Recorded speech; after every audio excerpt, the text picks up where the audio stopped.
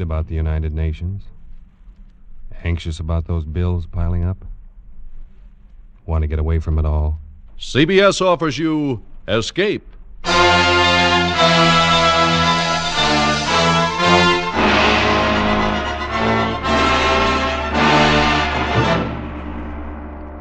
You are the victim of a native witch doctor, pursued from the west coast of Africa to the west end of London by the grinning face of a dead man. You are under the curse of a Porroh man.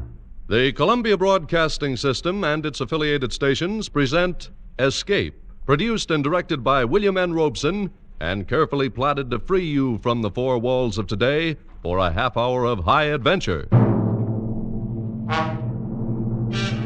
Tonight, we escape to the dark lowlands of West Africa and the mind of a man who scoffed at native magic, as H.G. Wells paints it in his gripping story, Pollock and the Porroh Man.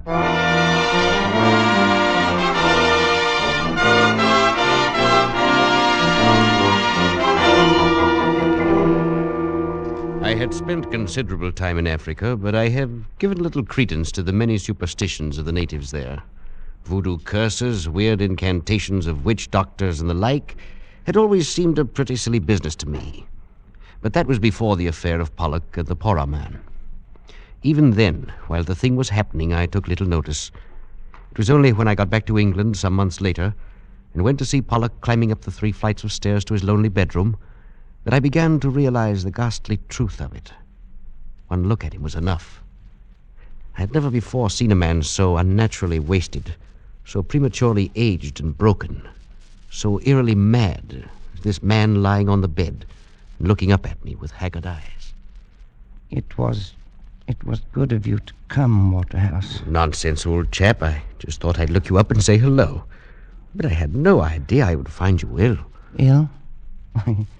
Yes, I suppose I am ill. I suppose that's what you'd call it. But what in heaven's name is the matter, Pollock? I say, come closer, will you? I can barely see you. Why, yes, of course.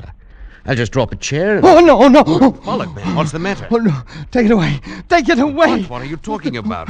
What is it, man? That thing in your hand. Take it away, please, for heaven's sake. What? Take it away. In my hand? Yeah. But Pollock, this is only my hat. Your hat? Why, yes, of course. Just an ordinary black Homburg. Now, if its style is offensive to you... No, I just put it on the table, the floor. Somewhere where I can't see it, please. Well, of course, old man. Yes, I suppose you think I'm mad. Oh, now, don't be. I know you do. Everybody does. Because I'm used to it now. And the worst of it is, perhaps I am. I say, Pollock. Only I don't think so. Because I do see it. I don't care if no one else does. I can see it. See what? The head. That hideous face following me everywhere, grinning at me. And always upside down. Pollock, what are you talking about? You don't believe me either. Well, look at my wrist. It's broken. The bandage is still on it. That's real enough, isn't it? Well, yes, of course. Broken, you say? Yes. It did that. And my other accident, when I first got back to England, they said I walked in front of a bus, but I know better. It did that, too. A head? Exactly. You wouldn't expect to see a man's head come rolling down the middle of a busy street in London, now, would you? Now, Pollock, you'd better lie back, rest a bit. I'll call a doctor. Oh, you too. And I thought you might understand. After all, you were with me when it started. It was you who first warned me, who sent me home. You don't mean that business with the Porroh man? Oh, yes. Yes, of course. You remember how it started? We were camped at that little village on the lagoon behind the Turner Peninsula.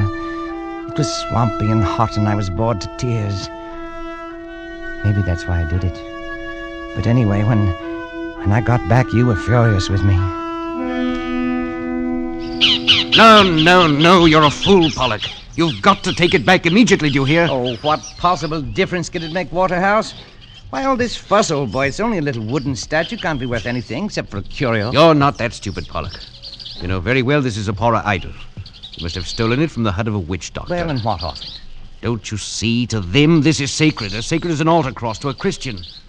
You've not only committed a crime in their eyes, but a terrible sacrilege as well. Oh, don't tell me they're going to sick their painted gods on me. Oh, I should be frightened to death. Before they can do anything, you're going to take this back where you found it and apologize to the Porroh man. Apologize to an illiterate black witch man? Are you crazy? Pollock, I've had about as much of you as I can stand. You're one of those infernal fools who think a black man isn't a human being. I can't turn my back, but you're running crossways to them, getting into some scrape or other.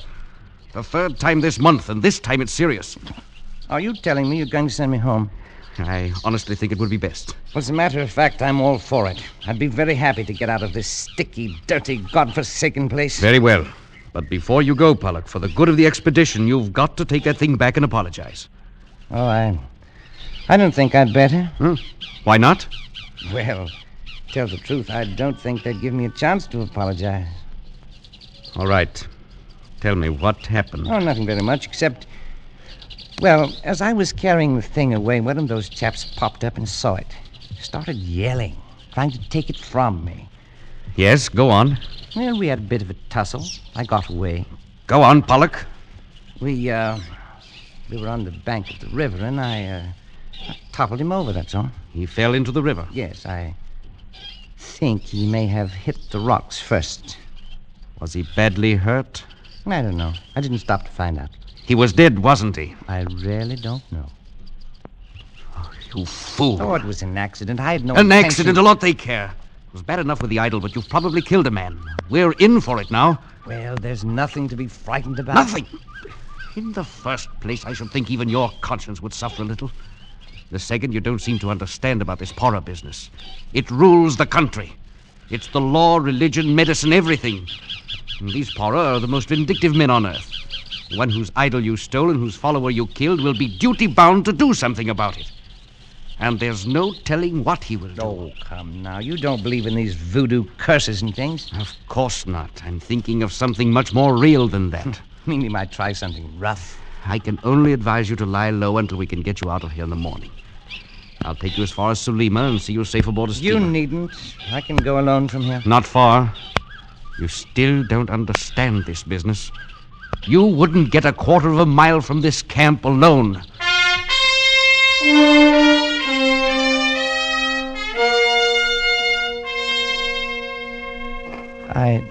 I still thought you were making a mountain out of a molehill, Waterhouse. But I must admit, I didn't sleep much that night. I lay there on the mat in my hut and listened to the sounds of the village. And then later to the noises of the night-wakening jungle. Sometime after midnight, I must have dozed off because I awoke with a start. For a moment, I was confused, but I sensed something wrong. And then, framed against the moonlight square of the door, I saw a hand upraised, and in it, a knife. Stop it! Stop or I'll shoot! Stop, you devil, you! Pollock, what is it? What happened? I missed the beggar, Waterhouse. I missed him. Who missed who? What happened? The Porroh man. Waterhouse, he was in my hut. He had a knife. He tried to kill me. Now, wait a minute. Wait till I find a light. There. Are you all right, man? Oh, I'm all right. I just saw it in time. I rolled aside and... Look. Eh? In my bed. The knife. Oh, that was a narrow one. Well, perhaps now you understand the seriousness of this. Waterhouse, I saw his face. He stopped just at the door for a second. He was crouched down and he looked back at me from under his arm. His face was etched clearly in the moonlight. It was upside down. I'll never forget it. I'll get you a drink. Listen, Waterhouse, listen. He glared back at me with his painted face upside down and streaked with those hideous scars they cut in their cheeks. I'll see that in my dreams. Now, steady on, old man. Here you are. Drink this. Well, Waterhouse. The idol's gone. I've just noticed the idol's gone. He took it. It's gone. Yes. Well, then it's all over. He got what he wants. He won't bother me again, will he? I'm afraid there's more to it than that. But he's got the blasted idol back, and he won't try it again. Oh, will he? I've just noticed something too, Pollock. There's something here on the floor. One of your shots clipped off the tip of his little finger. It's too bad you aren't a better shot. Why? Why'd you say that? Because I'm afraid we haven't seen the last of this business yet.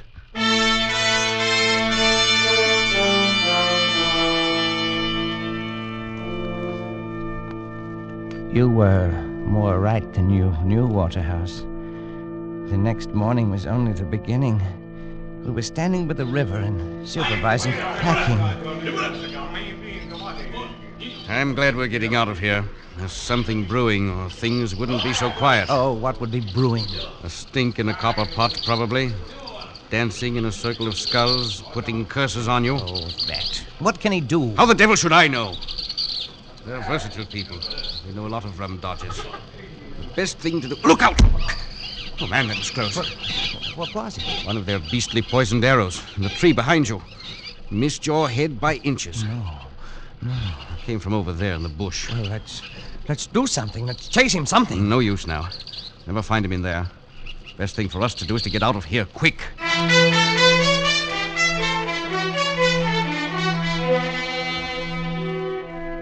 Well, we got out all right. You remember how we went down the river, keeping as far from the banks as possible? You thought I was safe when you got me to Salima and said goodbye, didn't you, Waterhouse? So did I. You said goodbye and went back to the interior.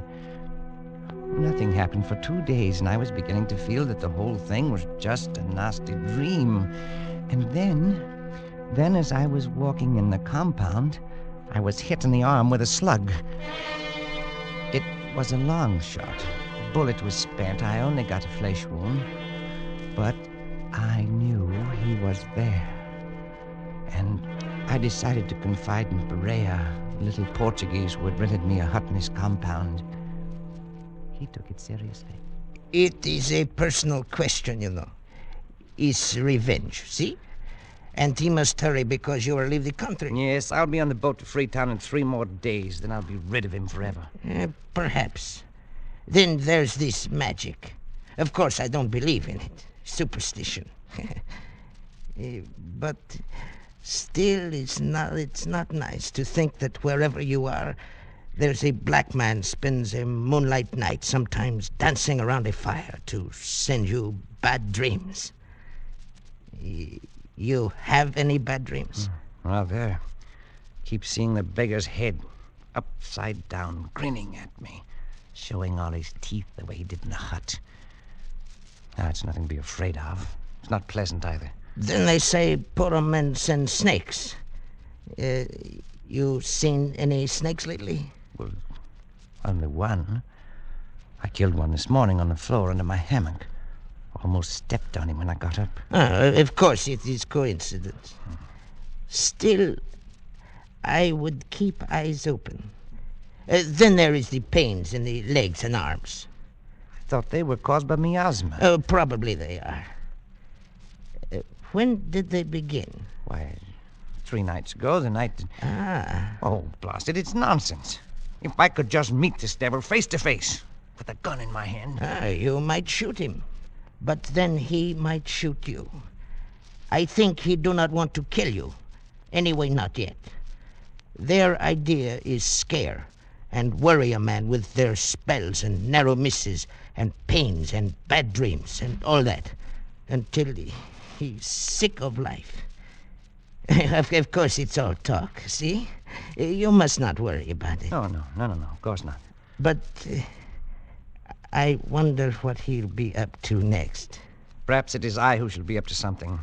What do you mean? Never mind. But I'm not one to just sit and take this.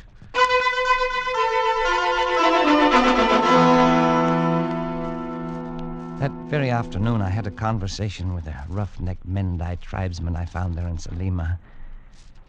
He showed me a little iron dagger and demonstrated how one struck at the back of the neck.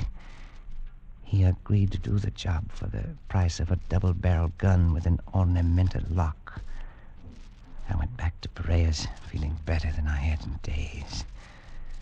That night, the Portuguese and I were sitting in his living room playing cards, when suddenly the Mendai rough strode in without so much as a knock. Who is it? What do you want? Oh, it's you. Have done what you tell me. Have proof. What is it you have in the package? Is that blood dripping? Proof. Here. His head. Oh, no, no. This man you want.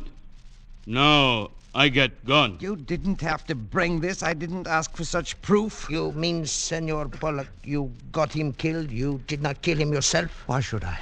But he will not be able to take it off now. What do you mean, take it off? Look at the cards. They are all spoiled with this blood.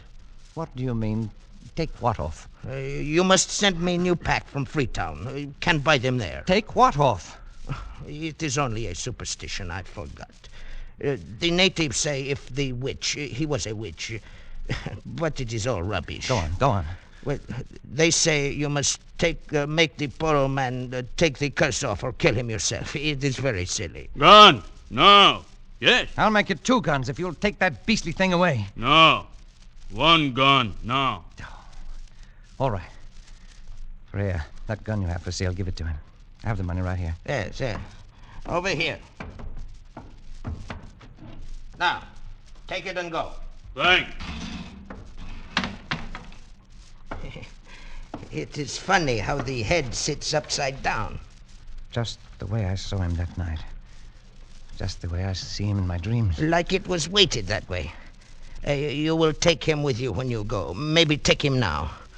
My cards are all spoiled. There is a man sells them in Freetown. You should have killed him yourself. Stop it!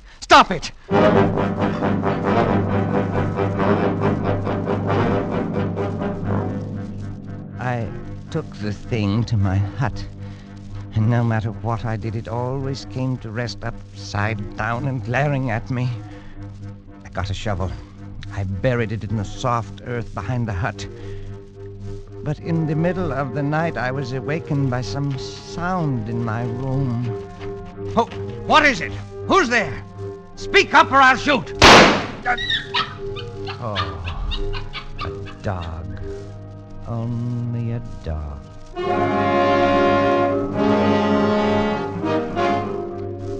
Yes, it's only a dog.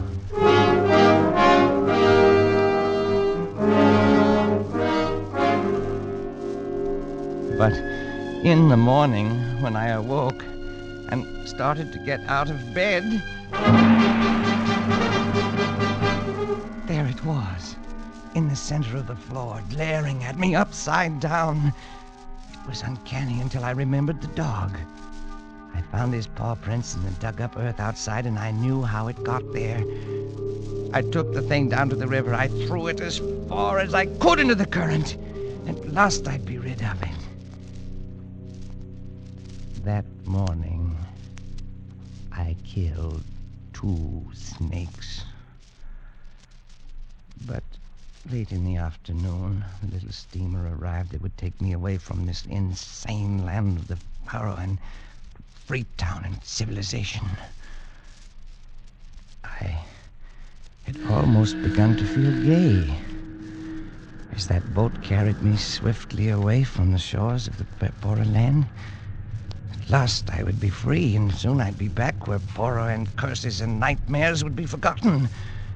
I was standing at the rail, sighing with relief, when the captain of the steamer, whom I'd met before, strolled up and began to make conversation.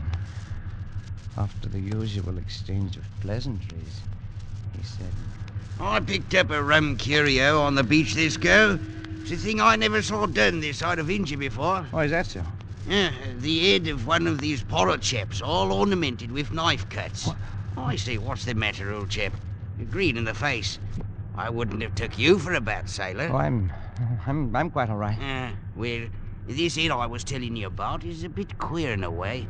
I've got it in a jar of spirits in my cabin. and I'm hanged if it don't float upside down. What? Here I say, old chap, what's the matter? Stuart! Stuart! That was the last straw, I suppose. Something seemed to snap in my brain. And for the rest of the voyage, I lay there in the bunk, staring at the ceiling. And I had the strange sensation that the boat was made of glass, transparent, and that I could see up through the ceiling into the captain's cabin, see the Porroh man's face floating in a jar of alcohol upside down, grinning at me. I suppose the actual head is still in the captain's cabin in Freetown, but it didn't matter. The Porroh man's work had been done by then, because now I carried it with me everywhere, in my brain. I saw it everywhere, anywhere. Any object that was round, like a hat or a pillar or a vase, suddenly developed features when I looked at it. Ugly, scarred features with a grinning, mocking mouth. Features turned upside down. When I docked in London, I went straight to my banker's office in Cornhill. And the security is all in order, Mr. Pollock. You shall have to watch things, of course, but all in all, you shall have enough to live quite comfortably and to enjoy a reasonable amount of freedom. Then, too... I say, Pollock, what are you staring at so fixedly? That thing, hanging from your mantelpiece. Oh, yes, I see. The potted fern. Rather pretty one, isn't it? Oh, yes. Yes, very pretty. I must do something about it, though. It's always dripping water down on the fender of the fireplace. Makes it rusty. I was wondering about that. It looks red, almost like blood. Rust, you know. Yes. Oh, by the way, that reminds me. Can you recommend a physician for mental troubles? I've got a little, what do you call it? Hallucination. The Porroh man grinned at me fiendishly, and I stared back at him. The banker watched me very curiously for a moment, and then he gave me the address of a doctor, and I left his office. That's when my accident happened. To a man who's been many months in the jungle, a busy London street's confusing enough. But when a head comes rolling down the middle of the street, and between your legs... No!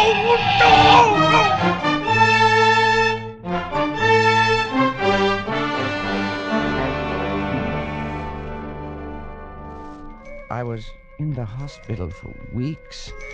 The only permanent injury, however, was the loss of the tip of my little finger.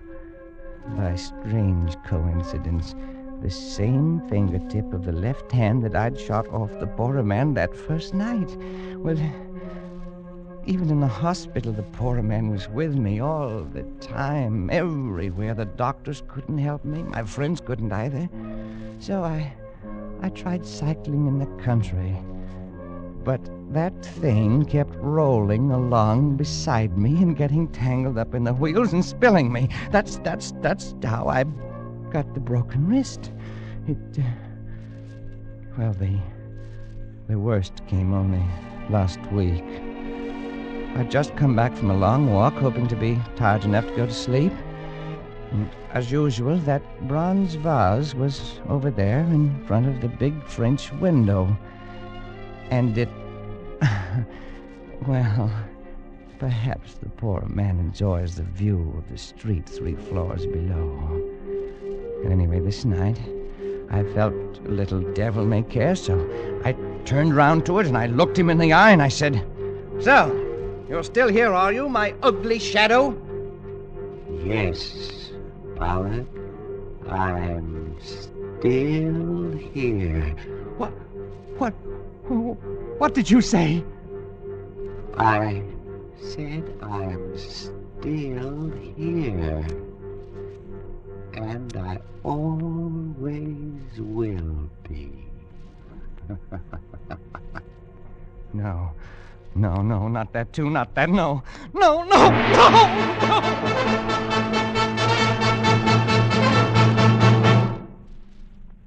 So, now you understand, Waterhouse? I not only see the Porroh man, I hear him, too. Pollock, old chap, this is frightful. Oh, it is rather, isn't it? I mean, you are ill, man, very ill. Now, surely there's something someone can do, some doctor. What can any doctor do? Can he take off the Porroh man's curse? Now, Pollock, that's nonsense. And you know it. Oh, is it? Of course, man. It's all in your mind. All, what do they call it? Suggestion. The power of suggestion is strong. You're impressionable. You've let these stories prey on your mind, and you've got to snap out of it. Oh, I should have killed him myself. Pollock. I'd do it, too, with my bare hands, if only I had the chance. Man, you're talking rot. Look at him there. Look at him grinning at me. Pollock, that's only a bronze vase. Always grinning at me, more and more fiendishly every day. Stop it, you devil, stop it, you hear? Pollock, calm Stop yourself. Lie back. Rest. It. Rest, yes. Yes. That's what I need. If I'd only known, I'd never have left you there in Sulima alone. All this might have been prevented. Oh, might it? Listen, Waterhouse. When you came in, I was just lying here thinking, I see him, I hear him, my sense of sight and of hearing is affected. And someday, my sense of touch will go, too. When it does, I know that will be the end. I'll be finished. And the Porroh man will finally have his revenge. Won't he? Pollock, old man. When you came in, I was lying here, trying to get up the nerve to walk over there and make the test. And I'm going to do it. No, I won't let you. You can't stop me, Waterhouse. Don't you see? I've got to. I can't go on like this. I've got to know. Have it over with. No, Pollock. It's beyond anything you can do. Stand aside. But stand aside, please.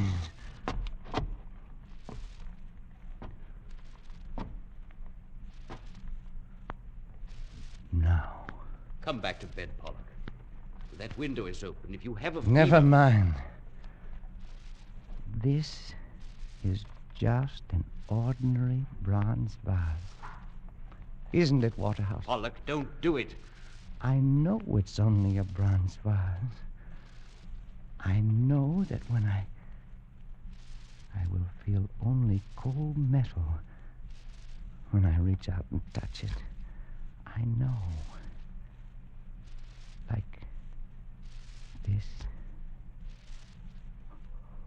Oh, no! Pollock, look out! That window! You're backing into that window! Pollock!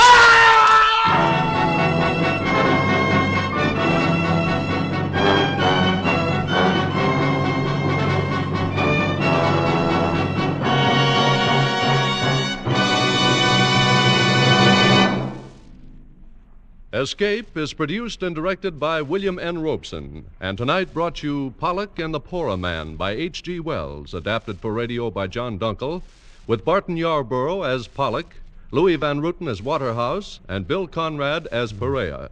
The special musical score was conceived and conducted by Cy Fuhrer. Next week... You are groping through the darkened corridors of a gigantic department store in the dead of night. And suddenly you realize you're not alone. That 100 eyes are glaring at you from the shadows. 100 hands reaching for your throat.